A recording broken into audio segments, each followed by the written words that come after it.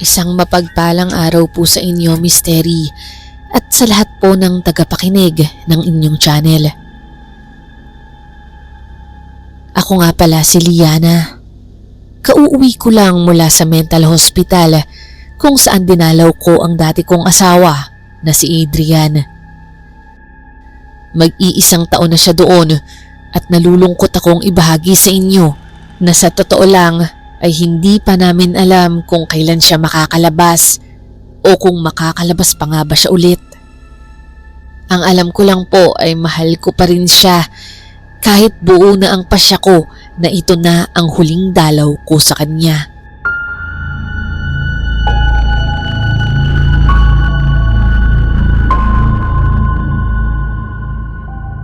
Unang araw pa lang ng pagkakakilala namin ni Adrian ay para bang hinulma kami para sa isa't isa. Siya ang lalaking pinangarap ko. Mabait, matalino at napakaresponsable. Hindi siya katulad ng ibang lalaki na nakilala ko na parang nakikipaglaro lang sa mga babae nila. Lagi siyang maingat sa kanyang mga desisyon. 4 na taon pa lang siya dito sa Maynila nung nagkakilala kami at kaya raw siya dumayo dito ay para maghanap ng trabaho. Kolektor ng kung ano-anong bagay si Adrian. Mahilig siyang bumili ng mga laruan at mga anik-anik. Sa apartment na tinutuluyan niya ay may cabinet siya kung saan dinidisplay niya ang kaniyang mga koleksyon at mayroon din siyang nakalaang maliit na espasyo kung saan doon niya naman tinatago ang ilan sa mga bagay na naipon na niya at ayaw niyang pakawalan. Sentimental kasi akong tao, Liana. Alam mo naman yan. Ang madalas niyang sabihin sa akin tuwing binibiro ko na madadagdagan na naman ang kalat niya. Pero ikaw naman ang pinakamahalagang posisyon sa koleksyon ko. Ang lagi niyang bawi sa biro ko.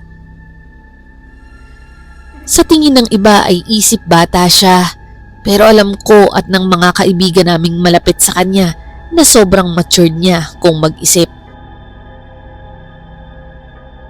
Isang araw matapos naming kumain sa labas ay niyaya niya akong maglakad sa Baywalk dyan sa Manila Bay. Nang makahanap kami ng tahimik na lugar, umupo kami at nagkwentuhan. Maya-maya ay bigla siyang nanahimik pero huminga siya ng malalim habang may dinudukot sa bulsa niya. Mahal, nais ko nang magsama tayo habang buhay. Ang malambing na sinabi niya sa akin noon, sabay labas ng isang napakagandang singsing. Nakita ko na naman ulit ang parang bata nitong ngiti na siyang nagpakilig sa akin ng sobra. Oo, Adrian, gusto kitang makasama habang buhay. Ang nanginginig kong sagot habang tumutulo ang luha ko. Tandang-tanda ko pa kung gaano ako kasaya noong araw na yon.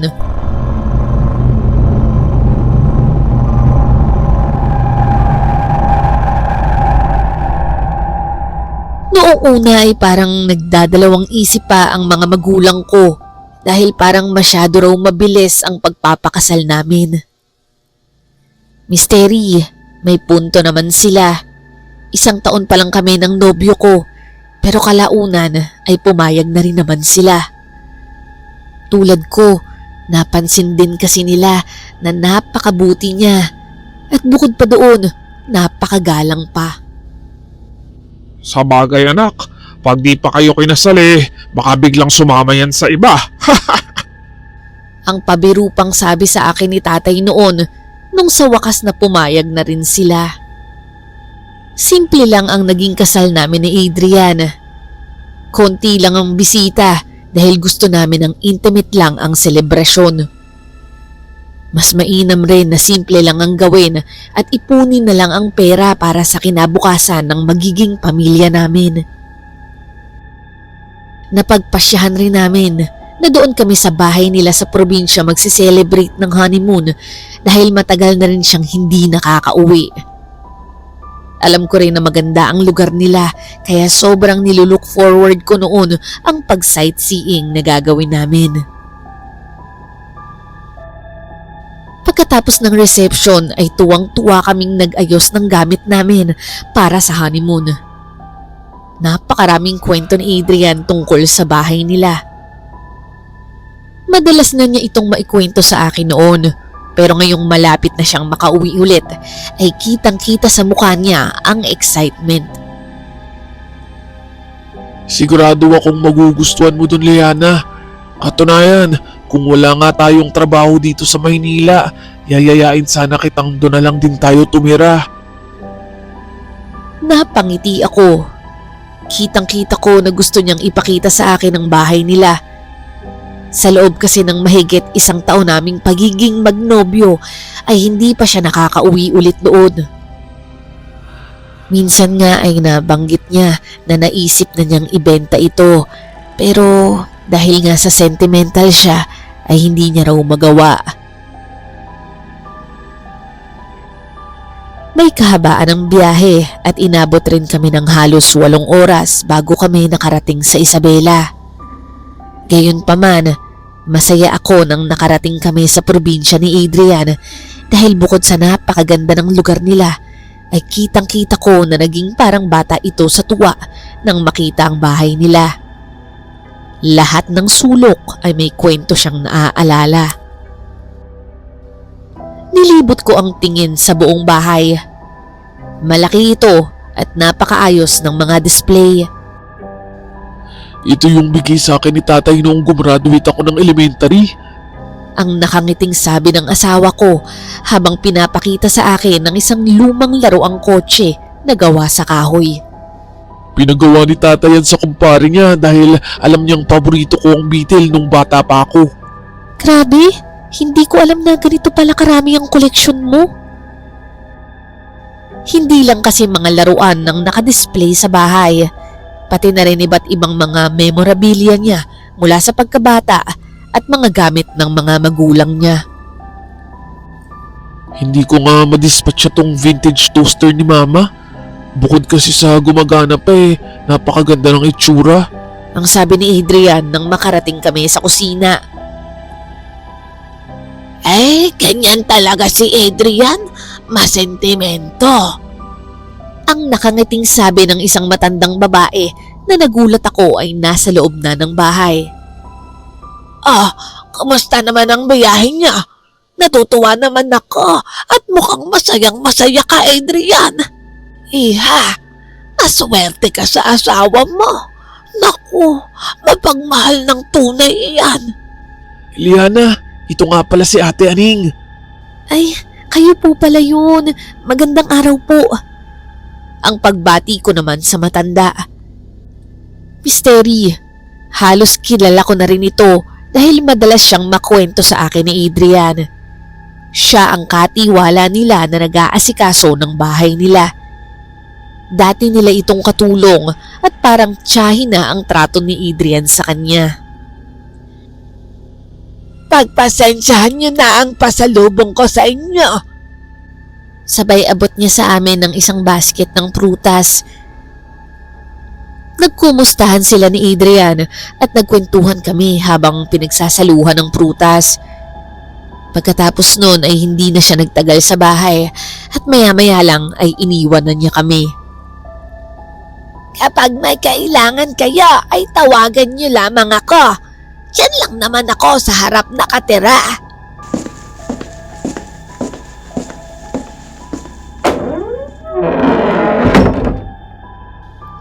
Habang nag-aayos si Adrian, ay naglakad-lakad ako sa looban. Malawak ang bakuran, napapalibutan ng matataas na puno. Gawa man sa kahoy at luma man ang disenyo ng bahay, ay kapansin-pansin na mayroon itong kakaibang ganda. Napakatahimik rin ang kapaligiran na talaga namang nakakatuwa at nakaka-relax. Ang sarap ring tumambay sa lumang swing na nakakabit pa sa puno ng mangga. Ilang araw din kaming nag-sightseeing sa bayan nila. Pinuntahan namin ang mga lugar na dating tinatambayan ni Adrian at kinuwento niya sa akin kung gaano siya kasaya doon nung bata pa lang siya. Naglibot-libot kami nung hapon sa lugar nila at pagkatapos naming maghapunan ay nagpahinga kami sa sala. Mahal, sobrang saya ko at pumayag ka na dito na lang tayo mag-honeymoon. Oo naman no. Tsaka nakakatuwa talaga eh. Sobrang ganda pala talaga ng bayan nyo. Naglambingan kami ni Adrian at napakasaya ko nung gabing yun. Maya-maya lang ay natulog na rin kami. Sobrang himbing ng tulog ko, dala ng sobrang sariwa ng hangin at nakakakalma ang tunog ng mga dahon at kuliglig sa labas. Pero ilang saglit lang ay may naramdaman akong kakaiba.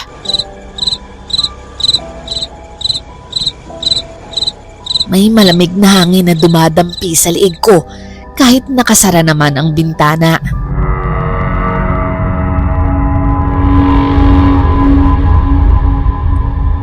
Napaupo ako at napatingin kay Adrian. Nakabalot ito ng kumot kaya naisip ko na baka ito ang rason kaya hindi siya giniginaw. Habang pinagmamasdan ko ang asawa ko ay biglang nangamoy ang kwarto. Napakabaho bigla, amoy nabubulok na laman. Hinalughog ko si Adrian. Mahal, gising, ang baho. Pero hindi siya gumalaw.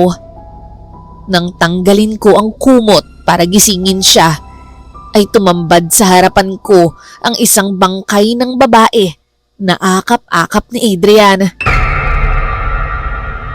Nabubulok na ito at gula-gulanit ang parang wedding gown na suot nito.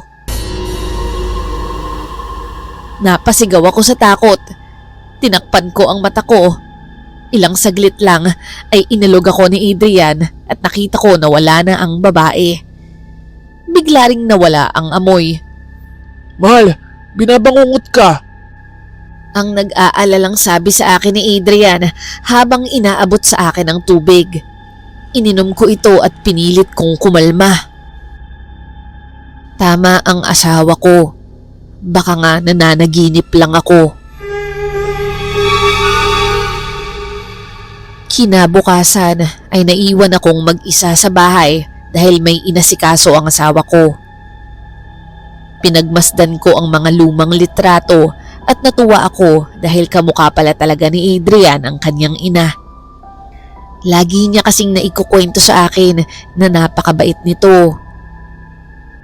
Nakakita rin ako ng isang lumang album sa ilalim ng coffee table at nang tingnan ko ito ay nakita ko na may litrato si Adrian na may kasamang babae sa JS prom niya. Natuwa ako dahil ang lapad ng ngiti niya habang hawak ang babae sa bewang. Hindi ko kilala ang babae pero alam ko naman na nagkaroon ng ibang karelasyon si Adrian bago naging kami. Maya-maya ay nag-ikot ako sa bahay at nakita ko na nakabukas ang lumang kwarto ng mga magulang niya. Puno ito ng gamit, liban sa antigong kama na maayos pa rin ang lagay. Sinilip ko ito misteri at nang pumasok ako sa loob ay nakita ko ang isang malaking aparador. Binuksan ko ito at nakita ko sa loob ang ilang lumang damit, pati na rin ang Amerikana na suot ni Adrian noong JS prom niya na nakita ko sa litrato. Nasa loob din ng kwarto ang napakaraming gamit niya na naipon mula pa noong bata siya. Hindi na ito bago sa akin dahil alam ko rin naman na may pagka-hoarder ang asawa ko. Kapag natuwa siya sa isang bagay ay hirap siyang pakawalan ito kaya gagawa siya ng paraan para itago ito. Sinilip ko ang mga cabinet na naglalaman ng mga luma niyang laruan, pati na rin ang isang school bag na naglalaman ng mga memories niya nung high school at college pa siya. Habang busy ako sa pagtingin ng mga gamit, ay bigla ako ulit nakaamoy ng parang may nabubulok. Naalala ko ang panaginip ko kagabi at naisip ko na baka may patay na daga sa bahay at iyon ang naaamoy ko. Kaya't hinanap ko ang pinanggagalingan ng mabahong amoy at natuntun ko na ito ay galing sa isang malaking tukador na nakapadlock sa loob. Susubukan ko sanang buksan ang cabinet nang biglang dumating si Adrian. Mahal, anong ginagawa mo dyan? Wala lang mahal. Tiningnan ko lang yung mga luma mong gamit. Nakakatuwa naman at naitabi mo pa silang lahat. Oo, sentimental kasi talaga ako eh. Ang dami-dami kong naaalala kapag nakikita ko yung mga yan eh. O siya, sige, halika na, kakain na tayo. Ang yaya niya sa akin at nakita ko na nilak niya ang pinto ng kwarto bago kami bumaba. Oh, bakit mo naman nilak yung kwarto? Madumi kasi dyan at saka nakatago dyan yung ilan sa mga gamit ni Mama. Baka makalimutan kong ilak eh. Baka may mawala kapag nagpunta dito si Aling Aning para maglinis. Alam mo naman na hindi ko pinapagalaw yung mga gamit dun. Halika na, baba na tayo. Mystery, nawirduhan ako sa kanya dahil halatang ayaw niya na may pumapasok doon. Inisip ko na lang na siguro iniingatan niya lang talaga ang mga laman ng kwartong yun.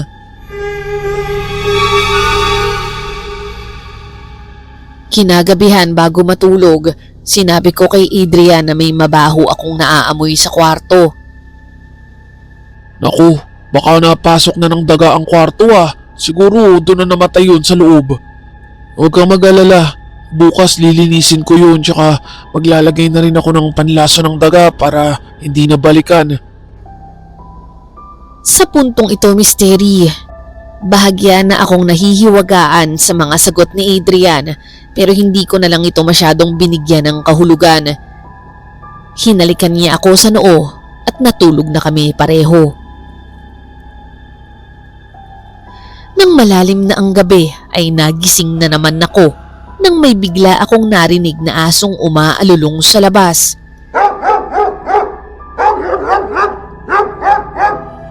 Paulit-ulit ang aso at ayaw niyang huminto. Mystery, wala naman kaming aso kaya naisip ko na bumangon at silipin kung saan ang gagaling ang tunog. Pagsilip ko sa bintana ay nakita ko na may asong umaalulong sa harapan ng gate namin. Nakaharap ito sa amin at ayaw niyang huminto. Pinagmamasdan ko ang aso nang maya-maya ay nakita ko na dumating si Aling Aning na hinawakan ng aso sa kolyar at pinilit itong sumunod sa kanya sa bahay. Hindi ko alam kung imahinasyon ko lang ito pero parang nakita ko na may takot sa kanyang mga mata. Babalik na sana ako sa kama nang bigla na namang bumaho ang amoy ng kwarto. Nakakasulasok ang amoy at parang mabigat ang hangin sa loob. Gigisingin ko sana si Adrian na nakatalokbong at sarap na sarap sa pagtulog. Pero Mystery, nang iangat ko ang kumot ay lubos-lubos ang pagkagulat ko na may nakayakap sa kanya. Nahila ko ang kumot at tumambad sa akin ulit ang naaagnas na bangkay. Akap-akap ito ni Adrian at sarap na sarap si Adrian sa pagtulog sa mahigpit na pagkakayakap nito. Napaatras ako sa takot. Sinubukan kong sumigaw pero walang lumalabas na boses mula sa bibig ko. Hindi ako makakilos at mas lalo pang tumindi ang takot ko nang biglang pumihit ang ulo ng bangkay at nakipagtitigan sa akin.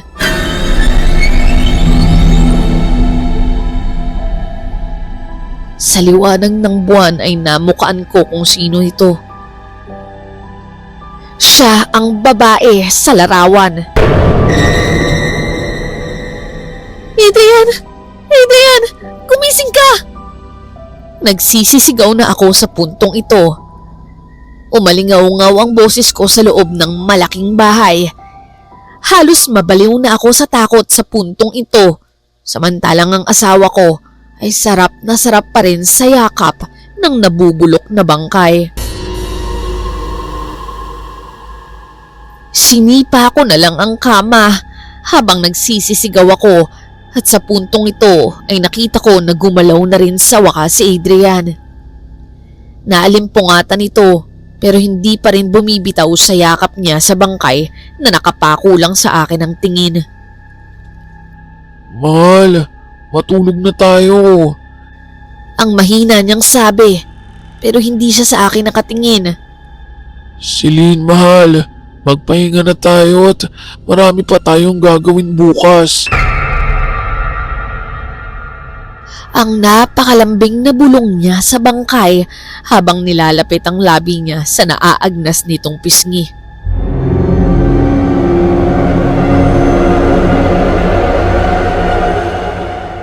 Sigaw ako ng sigaw pero hindi magising si Adrian. Maya-maya lang, narinig ko ulit ang kahol ng aso.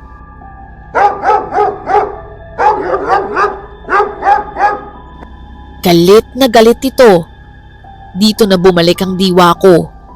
Napatayo ako bigla at nang silipin ko ang bintana, nakita ko si Aling Aneng na may kasamang 2 tanod. Nabuksan na nila ang gate at nakapasok na sila sa looban habang ang aso ay nakapirmi lang sa labas, nakatingin sa bintana at kahol pa rin ng kahol. Liana! Liana! Huwag kang mag-alala! Andito na kami! Ang sigaw ng matandang katulong nila Adrian. Kinatok nila ang kwarto namin at nang tadyakan na ito ng tanod para bumukas ay saka lang nagising si Adrian. Nang sindihan ng ilaw ay kitang-kita sa mukha nito ang pagkatuliro. Anong nangyayari, Aling Aning?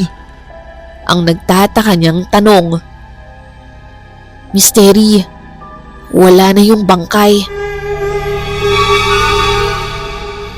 Hindi ako makapagsalita habang nanginginig akong nakasalampak sa sahig ng kwarto. Hindi ko alam kung anong nangyayari. Hindi ko maintindihan. Kinausap ng mga tanod si Adrian na nagpapaliwanag sa mga ito. Hindi alam ng mga tanod ang nangyari. Basta ang alam lang nila ay nagsisisigaw raw ako ayon kay Aling Aning, kaya nagmamadali silang pumanik sa bahay. Iha, ano bang nangyayari sa iyo? Ang nag-aalalang bulong sa akin ni Aling Aning habang hinihimas ang aking buhok. Aling Aning, may babae po kanina dito. May babaeng naaagnas po kanina, yung nakahiga sa kama. Hindi po ako pwedeng magkamali. Ang paulit-ulit kong binubulong sa kanya habang nakaturo ako sa mga bakas ng paa na gawa sa tuyong dugo. Tinitigan ito ni Aling Aning na napasigaw din sabay niya sa 2 tanod. Dito na nagkagulo sa kwarto. Biglang nagsisigaw si Adrian na parang nasisiraan ng bait. Huwag! Huwag niyong papakailaman yan! Akin yan! Akin yan! At biglang lumundag ng kama papalabas ng kwarto. Agad itong sinundan ng mga tanod at inabutan nila itong nakaharang sa nakakandadong pintuan ng kwarto ng mga magulang niya. Huwag niyong papakailaman yung mga gamit ko! Ang parang nababaliw niyang sigaw habang ang kanyang mga mata ay palipat-lipat sa amin at sa mga tuyong bakas ng paa sa sahig. Sa puntong ito ay parang nawala na siya sa sarili, Misteri, at pinagtulungan na siya ng 2 tanod. Pinusasan at hinawakan ng isa sa kanila si Adrian habang ang isa naman ay tinadyakan ng pinto hanggang sa masira na ang lock at bumukas ito. Lumabas mula rito ang napakabahong amoy ng nabubulok na laman. Masuka-suka kaming lahat habang si Adrian ay napaluhod na lang at umiyak ng umiyak. Akin lahat ng yan! Akin lahat ng yan! Ang paulit-ulit niyang sinasabi.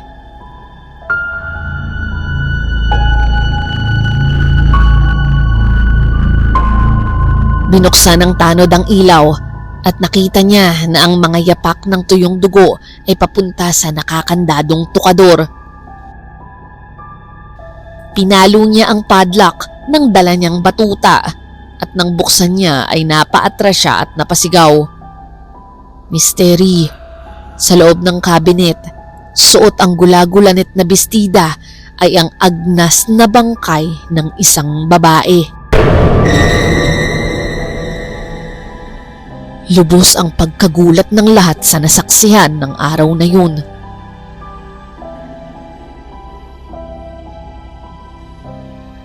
Kinabukasan, sinundo ako ng mga magulang ko at napag-alaman na namin na ang bangkay na natagpuan sa kwarto ay ang dating kasintahan ni Adrian na si Celine. Ayon kay Aling Aning, ay high school girlfriend ito ni Adrian. Pero nang magpapakasal na sana sila, 4 na taon na ang nakaraan, ay bigla itong binawian ng buhay dahil naputukan ng ugat sa utak. Ang gown na suot nito nang matagpuan ng bangkay ay ang wedding gown sana na susuotin niya na siya ring pinasuot sa kanya ng libing niya.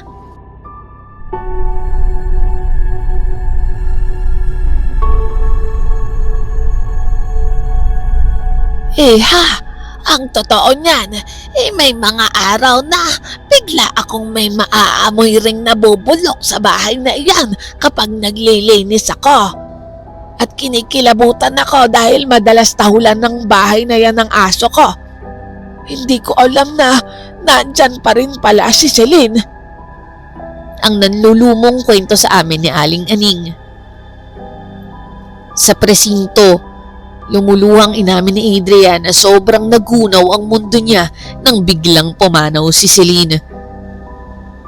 Makalipas raw ang 2 linggo mula nang ilibing ang nobya, ay hinukay niya ang bangkay at itinago sa kwarto ng yumao niyang mga magulang. Tuwing umuwi siya sa bahay na yon, ay hindi niya nakakalimutang tabihan ang bangkay ni Celine.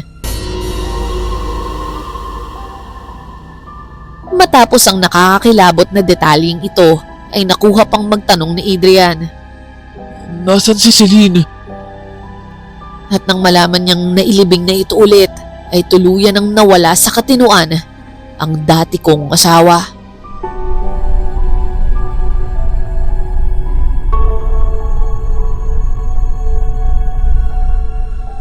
Dito na po nagtatapos ang kwento ko, Misteri. Alam ko na hindi ko kayang palitan si Celine sa puso ni Adrian, kaya nagpasya na rin ako na hiwalayan na siya kahit masakit. Marahil kaya nagpaparamdam si Celine sa akin noon ay dahil naghahanap ito ng katahimikan. Pero may mga gabi na matutulala na lang ako at biglang kikilabutan. Napapatanong na lang ako sa sarili ko. Hindi kaya nagselo si Celine nang umuwi kami ni Adrian sa bahay na yon, kaya siya nagpapakita sa akin?